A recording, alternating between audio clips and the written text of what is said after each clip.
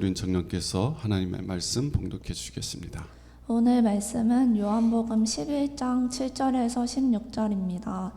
그 후에 제자들에게 이르시되 유대로 다시 가자 하시니 제자들이 말하되 랍비여 방금도 유대인들이 돌로 치려 하였는데 또 그리로 가시려 하나이까.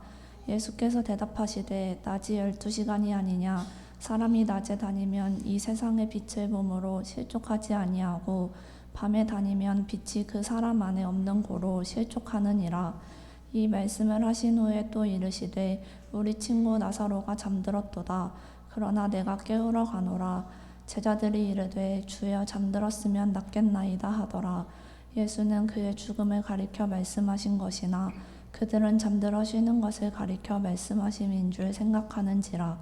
이에 예수께서 밝히 이르시되 나사로가 죽었느니라.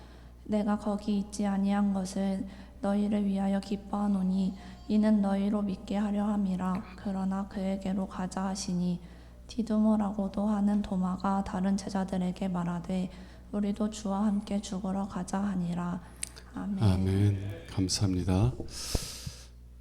유대로 다시 가자라는 제목을 가지고 함께 여러분들과 하나님의 말씀을 나눌 수 있기를 원합니다. 저는 지난 시간에 이상한 사랑이라는 제목을 가지고 말씀을 나눴었는데요. 예수님께서는 마르다와 마리아 자매가 자신의 오라버니 나사로가 중환병에 걸려 죽어갈 때에 사람을 보내서 주여 보시옵소서, 주께서 사랑하시는 자가 병들었나이다 라고 하는 메시지를 전합니다. 우리 오라버니가 주님께서 사랑하시는 자가 병들어 죽게 되었으니 빨리 오셔서 고쳐달라고 요청했던 것입니다. 그러나 예수님은 속히 가지 아니하시고 오히려 머물러 있던 곳에 이틀이나 머물러 있으셨어요. 다시 말하면 나사로를 고치시기 위해 가신 것이 아니라 나사로가 죽을 때까지 기다리셨다라는 것입니다. 그런데 성경은 뭐라고 예수님의 마음을 이야기하냐면 예수님께서 사랑하셔서 머물고 있었던 곳에서 이틀이나 더 머물렀다. 예수님께서 마르다와 마리아와 나사로를 사랑하셔서 나사로가 죽는 것을 허용하시고 그가 죽을 때까지 머무시던 곳에서 머무셨다는 이야기입니다. 참 이상한 사랑입니다. 우리가 쉽게 이해하기 힘든 그런 사랑인데요. 오늘도 지난 시간과 비슷하게 우리는 예수님에게서 우리가 이해하기 쉽지 않은 이상한 모습을 보게 됩니다. 7절을 한번 보도록 할게요. 7절에 보면 예수님께서 그 후에 이틀 후에 나사로가 죽은 것을 아신 후에 제자들에게 이르시되 유대로 다시 가자. 나와 함께 유대로 올라가자 말씀하시고 계신 것입니다. 여러분, 예수님이 말씀하시는 이 유대는 어디일까요? 이 유대는 유대인들이 예수님을 돌로 쳐 죽이려고 했던 곳입니다. 예수님께서 나와 아버지는 하나이니라 라고 말씀하셨더니 유대인들이 예수님을 하나님을 모독한다고 여기고 돌을 들어 예수님을 쳐 죽이려고 했던 곳이라는 것이에요. 여러분, 나를 죽이려고 했던 사람들이 있는 곳으로 간다는 것 쉽게 이해가 되지 않습니다.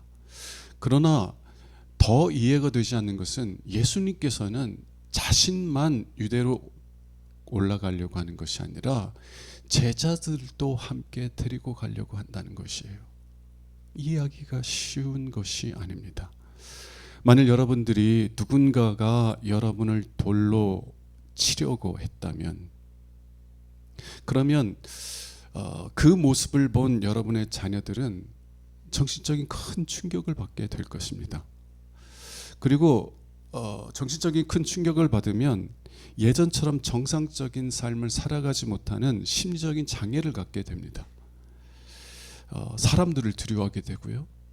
사람들이 많은 곳에 나가는 것을 두려워하기 시작하고 사람들과 이렇게 관계를 맺는 것들에 대해서 어려움을 겪기 시작한다는 겁니다. 왜요? 내가 사랑하는 내 부모님을 누군가 돌로 쳐 죽이려고 한 것을 보았기 때문에 그렇지 않습니까?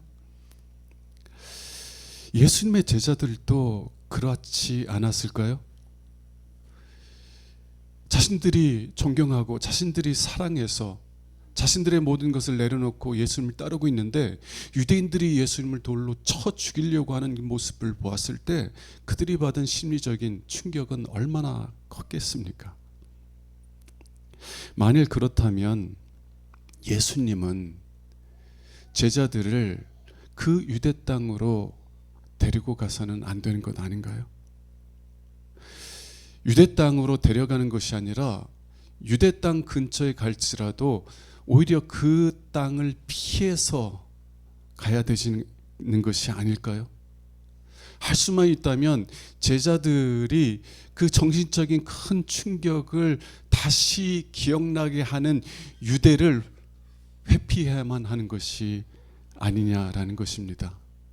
근데 예수님은요, 제자들에게 예수님만 유대로 가시려는 것이 아니라 제자들에게 나와 함께 유대로 다시 올라가자 말씀하시는 거예요. 참 이상한 모습입니다. 저는 왜 예수님께서 제자들에게 나와 함께 유대로 다시 가자라고 부르셨는지 세 가지 이유에 대해서 살펴보기를 원합니다.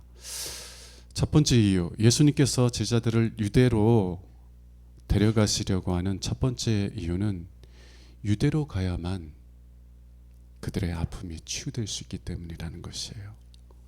다시 말하면 아픔을 드러내야만 치유와 회복이 일어날 수 있기 때문이라는 것입니다. 사람들은요, 보통 자신이 감당할 수 없는 정신적인 충격을 받으면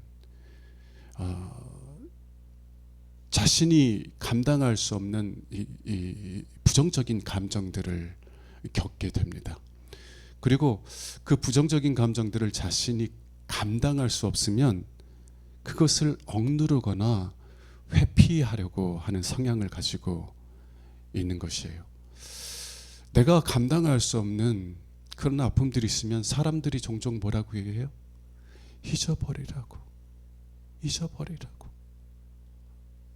왜? 할 수 있는 것이 잊어버리는 것밖에 없으니까. 그리고 새로운 삶을 살아가라고. 그래서 사람들은요, 자신이 감당할 수 없는 감정을 막 겪게 되면 그것을 막 억누르고 그게 안 되면 회피하려는 그런 성향을 가지고 있다라는 것입니다. 8절에 보면 제자들도 그런 모습을 보여요.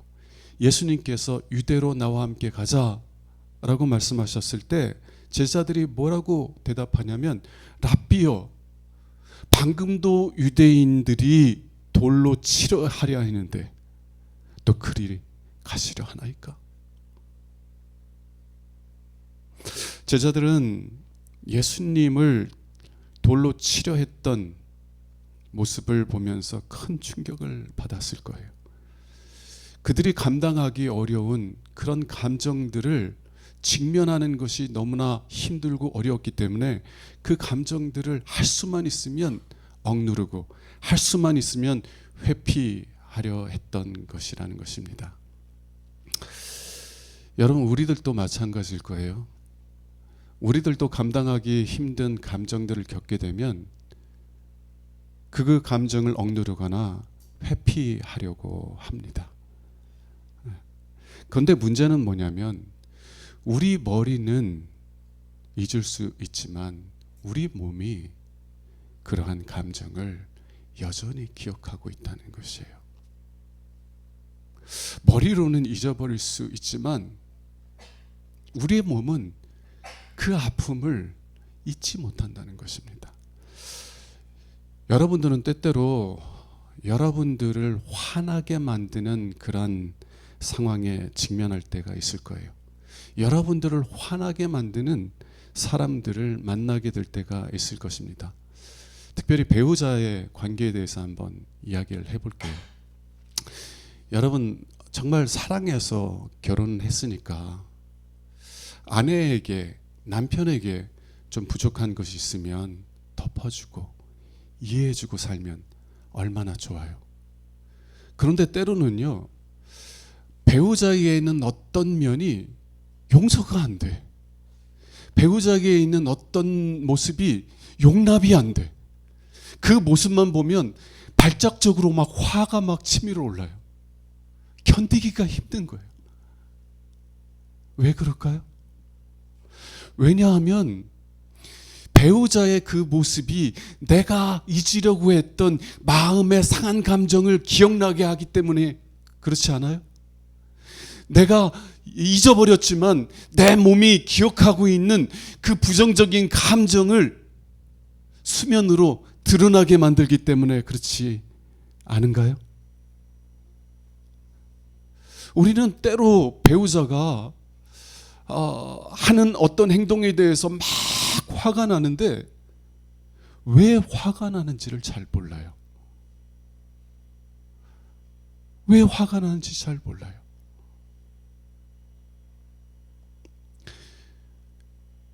왜냐하면 우리가 이전에 받았던 그 아픔, 그로 인해 겪고 있는 그 아픈 감정들을 우리가 억눌러 왔기 때문에 그래요. 그 감정들을 잘 풀어내야 되는데 누가 우리의 그 상한 마음을 좋아하겠어요? 나도 싫어하고 사람들도 그런 나의 감정을 원하지 않아요. 그러니까 억누른 수밖에 없었던 거예요. 이제 그러한 상한 감정을 억누른 지 오래되면 내가 그런 감정을 갖고 있다는 사실 자체도 잘 모르는 시점까지 이르게 되는 것입니다. 그래서요, 내가 화가 나는데 왜 화가 나는지 그 원인을 잘 모르는 거예요. 여러분, 우리가 이러한 부정적인 감정들을 지혜롭게 해결하지 않는다면 우리는요, 일평생 이러한 부정적인 감정에 깊이 붙들려서 살아가게 될 것입니다. 우리의 해결되지 않은 감정들은요, 우리에게 깊이 영향을 미쳐서 그 감정들이 우리의 성격이 되곤 해요. 여러분, 어떤 사람들은 좀 가시가 돋친 사람들이 있잖아요. 여러분, 우리가요, 어렸을 때부터 정말 사랑받고 자랐다면, 우리가 원하는 대로 정말 들판에서 뛰어놀고 정말 내 유년 시절이 너무 행복하다고 여겼던 사람들은 그런 가시가 없어요. 제가 이스라엘에 한 달 동안 공부하러 갔다가 호주에서 온 청년을 만났거든요. 이 사람은 다들 좋아해. 성격이 너무 좋아. 그래서 물어봤어요. 넌 어떻게 자랐냐?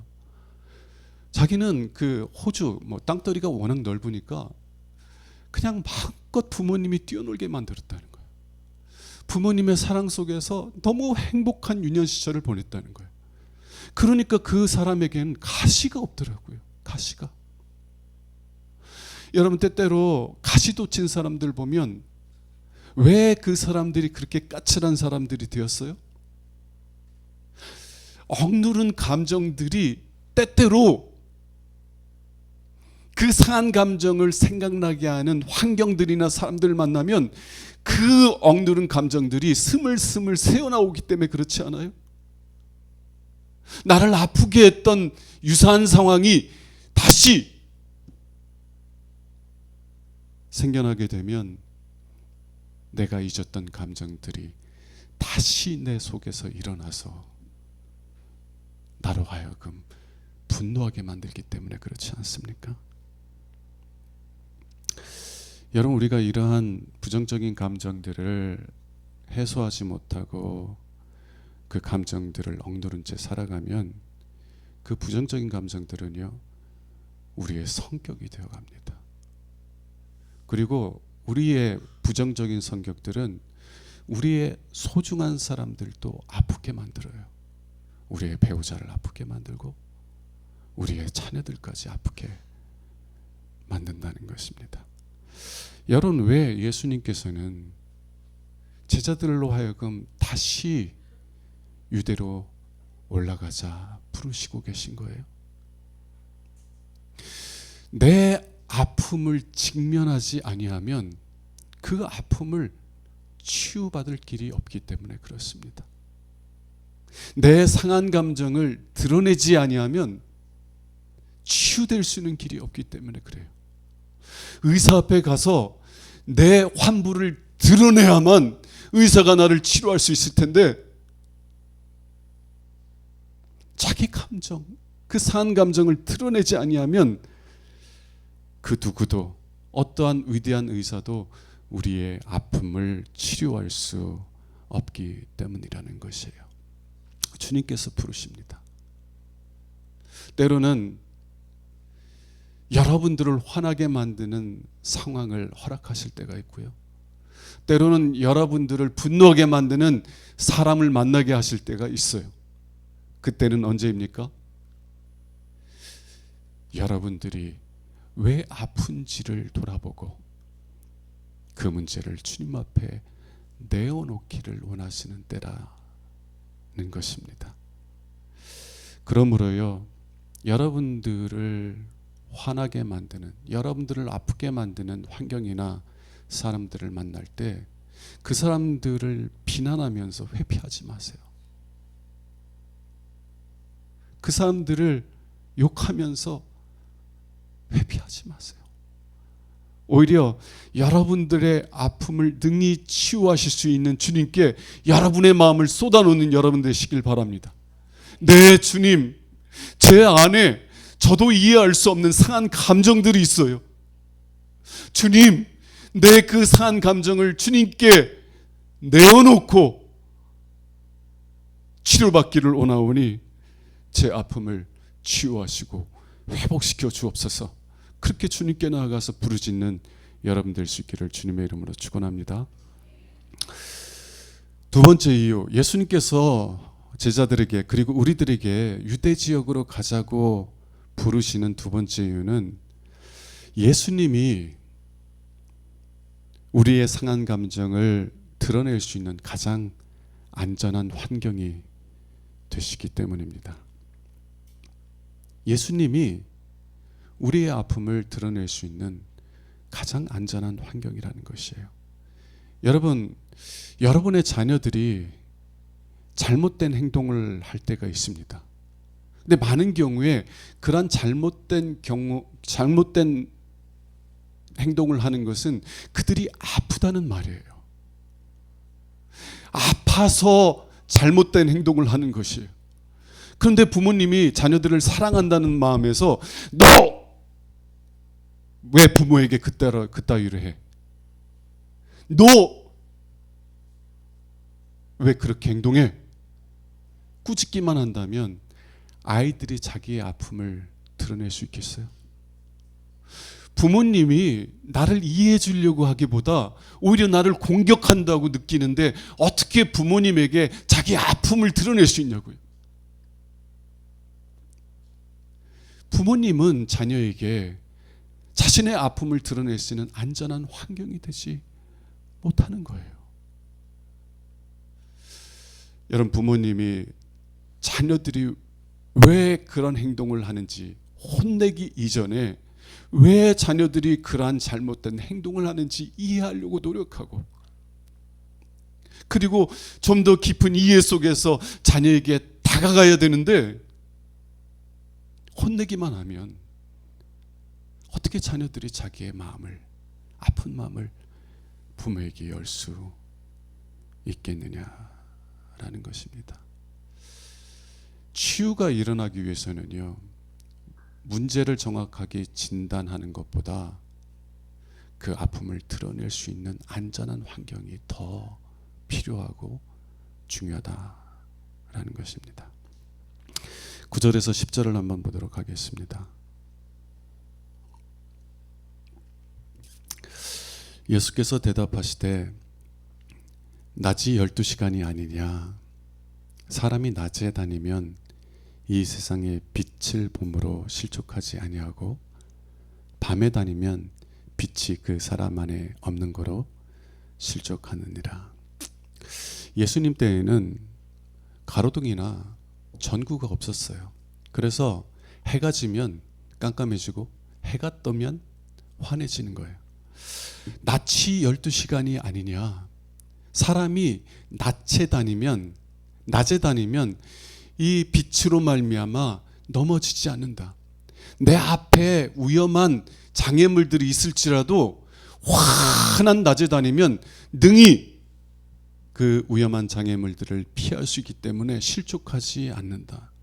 그러나 밤이 되면 앞을 볼 수 없기 때문에 내 앞에 어떠한 위험한 장애물이 있는지 볼 수 없기 때문에 넘어지고 다치게 되는 것이다 말씀하시는 거예요. 예수님은 뭘 말씀하시는 거예요? 예수님은 요한복음 9장 5절에서 나는 세상의 빛이다 라고 말씀하셨어요. 나는 세상의 빛이기에 너희가 나와 함께 있으면 어둠에 다니지 아니할 것이다.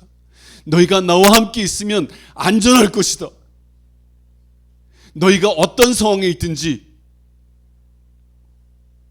너희가 나와 함께 있다면 너희들은 안전할 것이다 라고 말씀하시는 것입니다. 여러분, 제가 여러분들에게 묻기를 원합니다. 우리는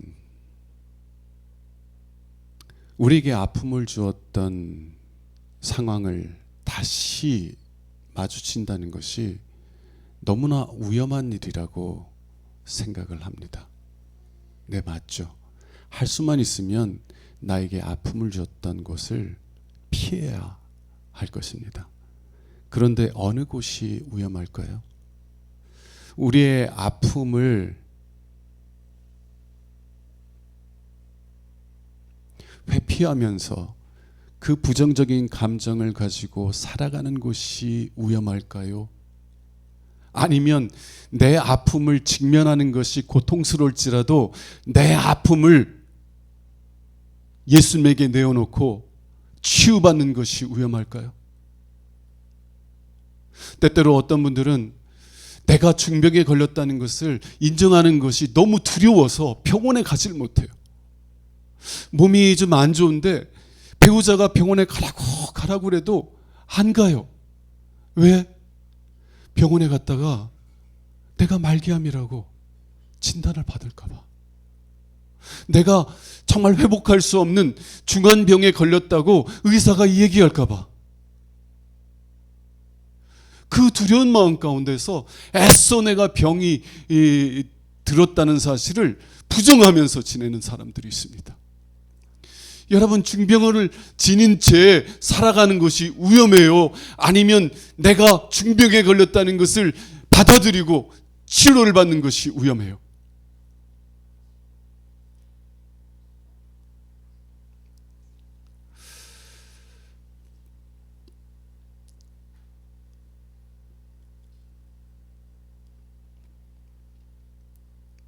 예수님께서는 너희가 상한 감정을 가지고 살아가는 것보다는 너희를 능히 치유할 수 있는 나와 함께 있는 것이 안전하다 말씀하고 계신 것입니다. 여러분, 우리의 안에 있는 상한 감정들, 아픔들을 다시 직면한다는 것은 참 고통스러운 일이에요. 할 수만 있으면 그런 일이 언제 일어나느냐 잊고 살아가는 것이 좋은 것입니다. 그러나 주님은 우리를 유대로 다시 가자 부르세요. 왜냐하면 주님께서는 우리의 상한 마음을 온전히 치유할 수 있는 전능하신 하나님이시기 때문인 줄로 믿습니다. 우리의 깊은 것을 아시면서도 우리를 싫다하지 아니하시고 우리를 정죄하지 아니하시고 오히려 우리를 대신하여 정죄받음으로 우리를 치유하시고 회복시켜 주시는 자이시기 때문이라는 것입니다. 그러므로요, 두려워하지 마세요. 예수님께 나아가서 여러분의 상한 감정을 내어놓는 것을 두려워하지 마십시오. 예수님께 나아갈 때 예수님께서 나 같은 사람을 기뻐하지 않으실 것이라는 그런 두려움을 갖지 마세요. 내가 이렇게 살고도 하나님께 나를 도와달라고 하는 것이 염치가 없다고 생각하지 마세요. 주님께서는 누구든지 오라 하셨어요. 저와 같은 죄인도 오라 하셨어요. 누구든지 예수님께 나와서 주님께서 값없이 주시는 생수를 마시라 부르셨습니다. 제가 어떠한 상태에 있을지라도 주님의 그 자비하신 부르심에 응답하여 주님께 나아가면 주님은 저를 결코 멸시하지 않으시고 오히려 기뻐하시며 저의 모든 더러움들을 씻어주시고 저의 아픈 모든 아픔들을 회복시켜 주시는 줄로 믿습니다. 마지막으로 세 번째, 예수님께서 제자들을 유대로 데려가시려고 했던 세 번째 이유는 예수님의 영광을 보게 될 때 참된 회복이 일어나기 때문에 그렇습니다. 예수님의 영광을 보게 될 때 참된 회복이 일어난다는 거예요. 여러분, 우리나라에만 있는 단어가 있습니다. 한이라는 단어예요. 제가 한이라는 단어를 외국 사람들에게 설명했더니 이해를 잘 못하더라고요. 그리고 미국 사람들한테 우리 정의 문화잖아요. 정에 대해서 설명해도 잘 이해를 못하더라고요. 우리 한국 사람들에게 독특하게 있는 개념이 뭐냐면 정, 한, 이런 개념입니다. 여러분, 한이라는 게 뭐예요? 저는 한이라는 것을 이렇게 표현합니다. 여러분, 우리가 인생을 살아가면서 원하지 않는 많은 아픔들, 고통들을 겪어요. 그로 인해서 감당할 수 없는 부정적인 감정들을 겪습니다. 깊은 슬픔, 깊은 환멸, 깊은 슬픔들을 겪어요. 그런데 그런 아픔들이 아무런 의미가 없는 거예요. 아무런 의미가 없는 거예요. 내가 겪은 모든 아픔들이 오히려 나에게 유익한 것이 아니라 오히려 나를 상하게 하고 망하게 하는 거예요. 그러할 때 사람들은 한이라는 감정을 겪게 됩니다. 그리고 그 감정은 치유가 되지 않아요. 어느 때 그 한이라는 감정이 회복되고 치유가 될 수 있어요? 내가 겪은 아픔보다 더 큰 영광을 얻게 되었을 때, 내가 겪은 아픔을 통해서 비교할 수 없는 영광을 얻었을 때, 오직 그때에만 우리의 한이 풀어지고 우리의 상한 마음이 치유되기 시작한다는 것입니다. 여러분, 출산을 앞둔 이제 부모님들이, 어머니들이 이제 산통을 겪잖아요. 어떤 분들은 그 산통이 너무 고통스러워서 참다 못하고 의사 선생님에게 선생님 제왕절개 해주세요. 이러다가 저 죽겠어요. 어머니들은요, 할 수만 있으면 자연분만을 하길 원하더라고요. 근데 얼마나 고통스러우면 제왕절개를 요청하겠어요.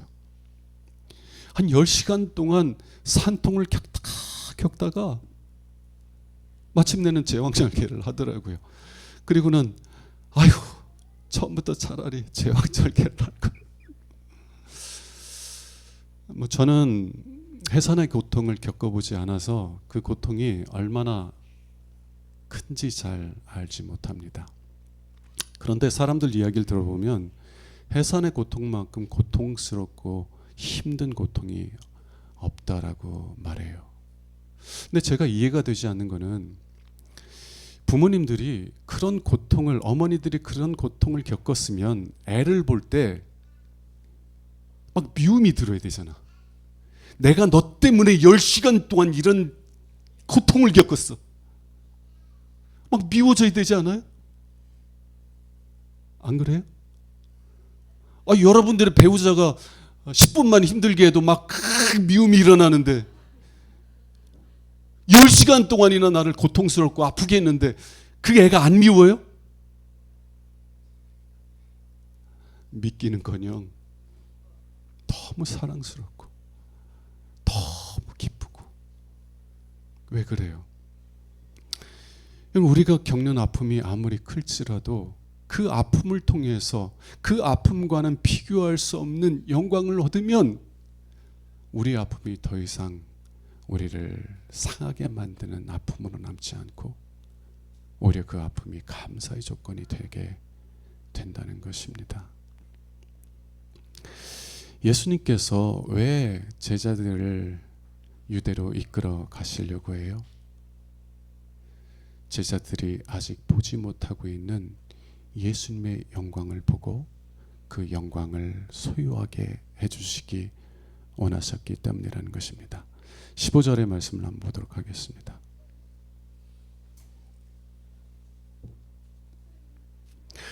내가 거기 있지 아니한 것을 너희를 위하여 기뻐하노니 이는 너희로 믿게 하려 함이라. 그러나 그에게로 가자 하시니 내가 거기 있지 아니한 것을 너희를 위하여 기뻐한다. 예수님은 마르다와 마리아가 예수님 빨리 오셔서 죽어가는 내 오라비를 고쳐주세요라고 간청했을 때 당장 달려가서 나사를 고친 것이 아니라 계시던 곳에 이틀이나 머무셨습니다. 나사로가 죽을 때까지 기다리셨다는 거예요. 그리고 제자들에게 뭐라고 말씀하시냐면 내가 나사로가 죽기 전에 유대 땅으로 달려가서 나사로를 고치지 않은 것을 너희를 위해서 기뻐하노라라고 말씀하시는 거예요. 참 이상한 기쁨이에요. 왜요? 왜냐하면 너희로 믿게 하려 함이라.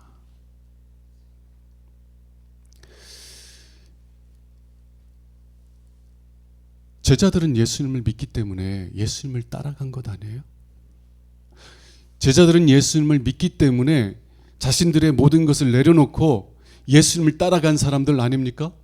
근데 어찌하여서 예수님은 너희로 믿게 하기 위해서이다 말씀하시는 것일까요? 예, 제자들은 예수님을 믿긴 믿었어요.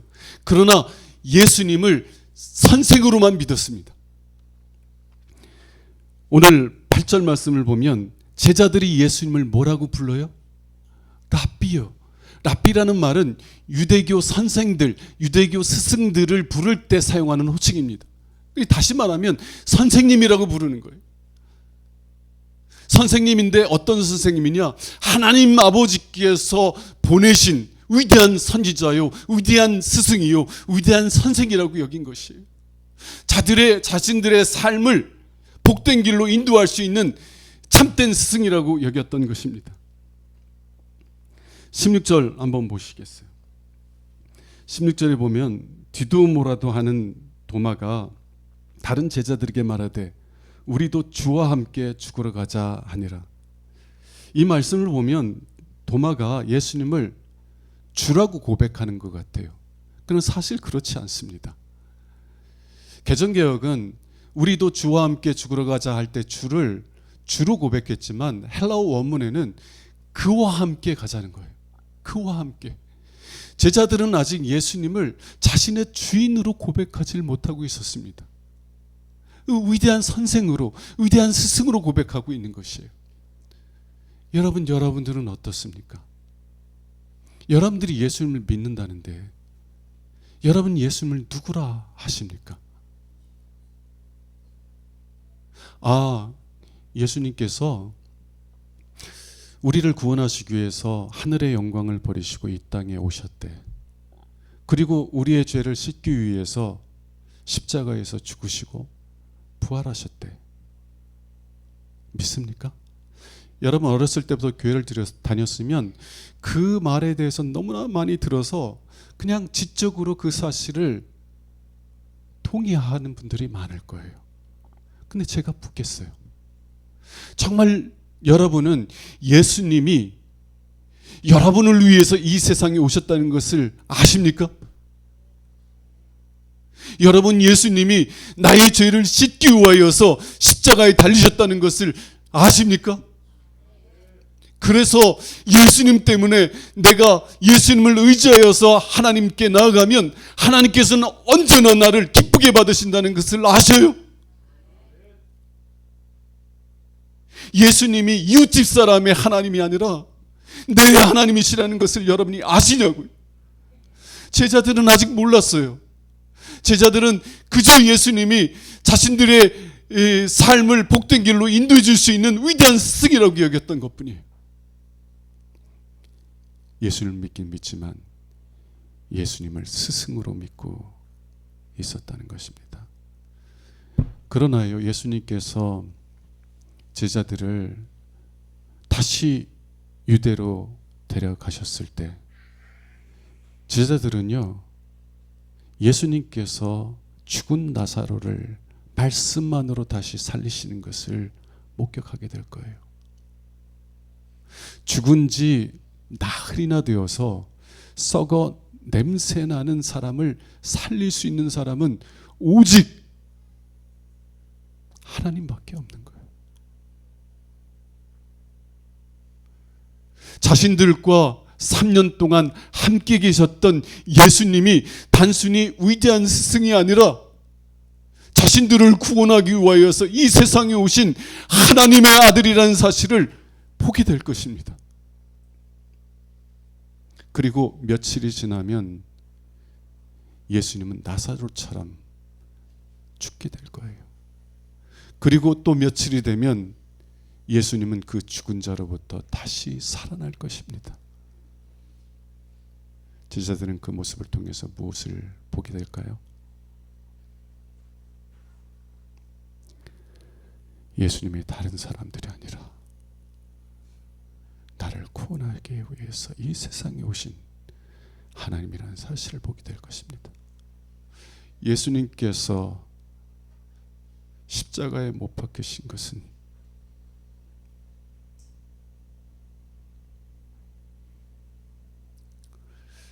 혁명을 꿈꾸다가 힘이 없어 그 싹에 질팍힌 것이 아니라 바로 나의 죄를 씻기 위해서 자신을 화목제물로 드리셨다는 것을 보게 될 것입니다. 예수님께서 다시 살아나신 것은 영적으로 죽었던 내가 하나님의 자녀로 다시 태어나고 또 앞으로 주님께 주실 부활의 영광에 참여하게 하실 것이라는 것을 보게 될 거예요. 제자들은 예수님의 영광을 보게 될 것입니다. 그 예수님을 통해서 자신들이 어떤 영광에 참여하게 될 것인지를 보게 될 것이라는 것이에요. 그 영광을 아직 보지 못했을 때는 비록 예수님을 사랑했지만 예수님이 잡히실 때 제자들은 다 예수님을 버리고 도망갔습니다. 그러나 예수님의 영광을 본 후에는요, 어떠한 핍박 속에서도 물러서지 아니하고 주님께서 가신 길을 따라가게 되었습니다. 왜 그러한 변화들이 일어났어요? 그들은 예수님의 영광을 보았고 소유했기 때문이 아닙니까? 저는 TV에서 부부 상담 프로그램을 좀 본 적이 있습니다. 단순히 관심이 있기도 하지만 지난날을 이렇게 돌아보니까 제 처에게 비하는 게 너무 많은 거예요. 그래서 좀 배워야 되겠다, 이런 마음으로 이렇게 보는데, 어느 날 한 프로그램을 보는데 어느 젊은 부부가 그 상담소에 나왔어요. 근데 좀 행복할 수 있는 가정인데 이 부부간에 막 그 해결되지 않은 갈등이 있는데 그 갈등의 원인이 누구에게 있냐면 남편에게 있더라고요. 이 남편이 너무 열심히 살아. 너무 열심히 살아. 이 아내는요, 남편하고 대화도 하고 여행도 가고 그렇게 알콩달콩 살고 싶은 거야. 뭐 인생 뭐 이렇게 힘들게 사냐고. 근데 남편은 그렇지가 않은 거예요. 남편은 젊었을 때 어떻게 해서라든지 내 가정을 위해서 어느 정도는 정말 이렇게 넉넉하게 살 수 있는 환경을 만들어야되겠다는 그런 그 막 마음이 너무 강해가지고 일을 하는데 막 뭐 2잡, 3잡을 막 뛰면서 막 일을 하는 거예요. 그러니까 막 아내는 속상하니까 자꾸 남편에게 뭐라고 하지. 이 남편은 정말 내가 당신을 위해서 내 자녀들을 위해서 얼마나 노력하고 애쓰는데 왜 내 마음을 몰라주냐고 막 섭섭해가지고 막 아내한테 막 싫은 말을 하지. 여러분 가장 속상할 때가 언제예요? 내가 정말 내 가족을 위해서 정말 내 몸이 부셔져라고 노력하는데 가족들이 그거를 기뻐하지 않는 거야. 가족들이 인정해 주지 않아요. 그러니까 막 이 남자가 화가 나는 거야. 화가.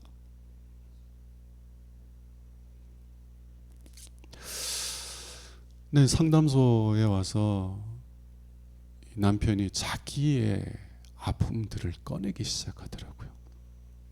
꺼내기 시작해요. 이 남편이 아내에게 자주 했던 말 중에 하나가 이런 말이었어요. 만일 내가 일찍 죽는다면 당신은 아이들을 혼자 키울 수 있어? 내가 만약 일찍 죽는다면 당신 혼자 애들 키울 수 있냐고. 할 수 없잖아. 대안이 있어? 없잖아. 우리 애들 2명인데 아직 어린데 그 아이들을 어떻게 해? 당신 혼자서 어떻게 키워? 그러니까 내가 어떻게 쉴 수 있냐고. 내 마음을 안다면 그래도 내 마음을 좀 이해해주고 나와 함께 열심히 노력해줘야 되는 것 아니야? 이런 말로 아내의 마음을 많이 아프게 했더라고요. 근데 그분이 이제 상담소에서 자신의 마음을 이렇게 드러내기 시작하고 자기의 아픈 감정을 드러내기 시작하는데 그분이 6살 때 아버지가 돌아가셨대요. 근데 돌아가셨는데 중병을 앓았어요. 근데 중병이지만 가족이 포기할 수는 없잖아요.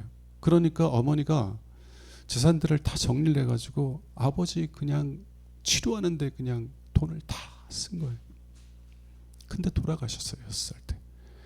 그리고 가정이 힘드니까 어머니가 할 수 있는 게 없으니까 당시에 다방을 운영하셨다고 그래요. 여러분 이제 중년 분들은 예전에 다방이라는 곳에 대한 그런 선입견, 편견이 얼마나 심한 줄 아시죠? 그러니까 이 아이가 초등학교를 다니는데 친구들이 손가락질해요. 아니 친구들이 손가락질을 한 게 아니라 친구들의 부모님이 야 너는 쟤하고 놀지 마. 다방여주인 아들이야. 쟤랑 놀지 마. 여러분 그 아이가 얼마나 자존심에 상처를 입으면서 자랐겠어요. 그 아픔 속에서 이 아이는 나도 일찍 죽을 수 있겠구나. 내가 만약 일찍 죽으면 내 자녀들도 그런 아픔을 겪겠구나. 그런 마음이 이르니까 어떻게 해서라든지 내가 죽기 전에 아직 건강한데도 그런 염려를 하는 거예요. 내가 죽기 전에 어떻게든 애들이 살아갈 수 있는 환경만큼 마련해 주겠구나. 근데 이 마음을 아내가 이해를 못해. 오히려 타박해. 그러니까 갈등이 일어나는 거예요. 근데 이분이 자신의 그런 상한 마음을 이렇게 드러냈을 때 진행자들이 여러 명이 있는데 그분들이 같이 아파해 주더라고요. 그게 부끄러운 일도 아니고 오히려 정말 자녀들을 어떻게든 살려보려고 노력하는 어머니의 모습이 정말 존경스러운 모습인데도 사람들이 손가락질하고, 아버지 없는 자식,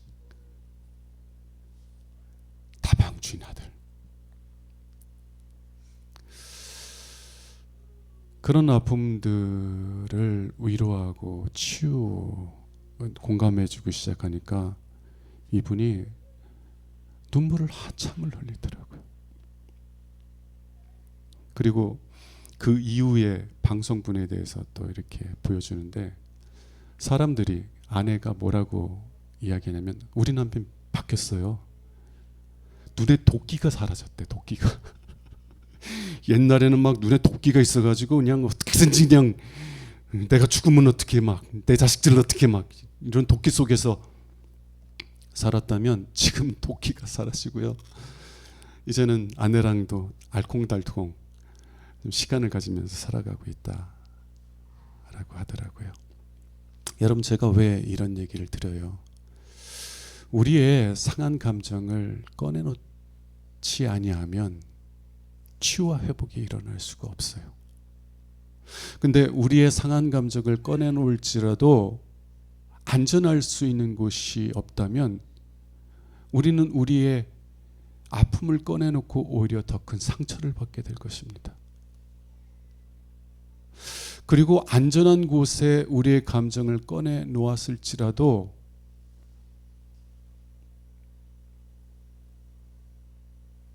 그 아픔을 통해서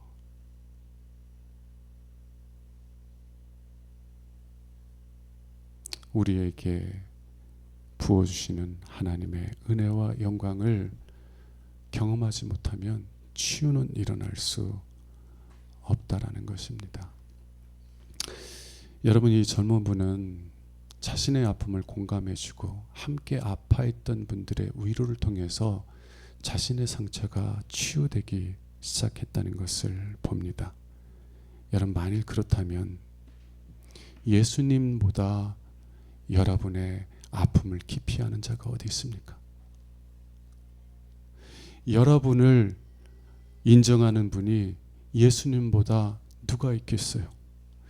예수님은 여러분의 깊은 것을 다 아시지만 여러분을 정죄하는 것이 아니라 오히려 여러분들을 치유하시고 회복하시기 위해 여러분을 대신하여 정죄받으신 줄로 믿습니다. 예수님은 여러분의 죄를 씻어주시고 여러분들을 회복시켜 주시기 위해서 우리가 죽어야 될 자리에서 우리를 대신하여 죽으신 줄로 믿습니다. 만일 여러분들이 그 예수님의 영광을 본다면 여러분의 그 상한 감정들은 치유되고 회복되기 시작할 거예요. 그리고 더 이상 과거에 얽매여서, 과거의 부정적인 그 감정에 얽매여서 사는 것이 아니라 주님의 사랑 안에서 새로운 인생, 새로운 삶을 시작하게 될 수 있을 줄로 믿습니다. 디두모라고 하는 도마 아시죠? 의심 많은 도마.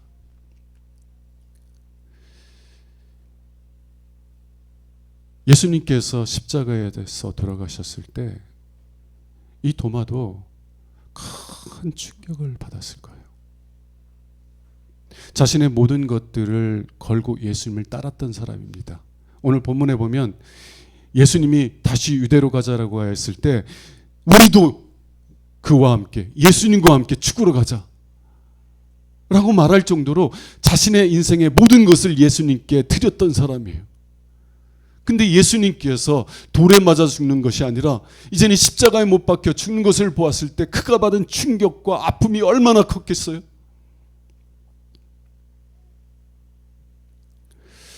다른 제자들이 예수님께서 다시 살아나셨다라고 말해도 도마는 자신이 겪은 아픔 속에서 헤어나지 못한 채 예수님이 다시 살아났다는 사실을 믿지 못하고 받아들이지 못했어요. 부활하신 예수님께서 그에게 주시기를 원하는 새로운 영광된 삶, 새로운 복된 삶을 받아들이지 못하고 있는 상태에 있었다는 것입니다. 그때 예수님께서 그를 찾아오셔서 뭐라고 말씀하셨는지 여러분 혹시 아십니까? 예수님께서는요, 내 옆구리에 내 손가락을 넣어보고 내 손에 네 손가락을 넣어보아라.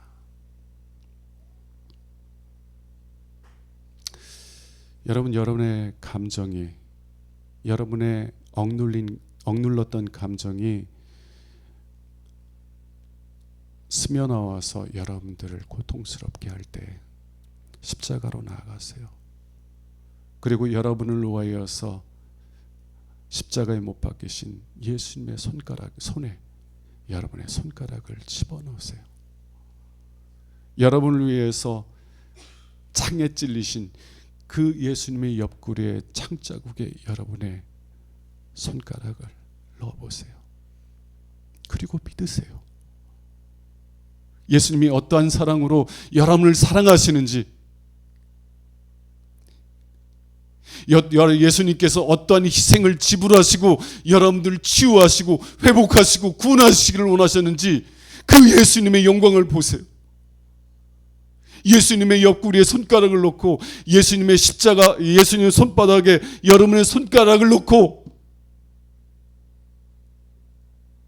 예수님이 어떠한 사랑으로 여러분을 사랑하고 계신지를 보시라는 것입니다. 만일 여러분들이 그 사랑을 보기 시작한다면, 예수님의 그 영광을 보기 시작한다면 여러분은 여러분의 상처들이 치유되며 더 이상 이전의 부정적인 감정에 얽매여 살지 아니하고 예수님의 사랑의 품에서 안식과 평안을 누리는 삶을 살아가는 여러분들을 발견하기 시작할 것입니다. 그런 은혜가 저와 여러분들이 있기를 주님의 이름으로 축원합니다. 기도하겠습니다. 주님, 주님의 영광을 보게 하옵소서. 주님, 저희의 손가락을 주님의 옆구리에, 주님의 손바닥에 넣기를 원합니다. 주님께서 우리를 치유하시기 위해, 우리를 구원하시기 위해 어떠한 희생, 어떠한 대가를 지불하셨는지 보게 하옵소서. 우리를 향한 주님의 사랑이 얼마나 크고 놀라운지 깨닫게 해 주옵소서. 그래서 주님의 사랑의 품에서 치유되고 회복되는 역사들이 우리의 삶 가운데 일어나게 하옵소서. 우리 주 예수 그리스도 이름으로 기도합니다. 아멘.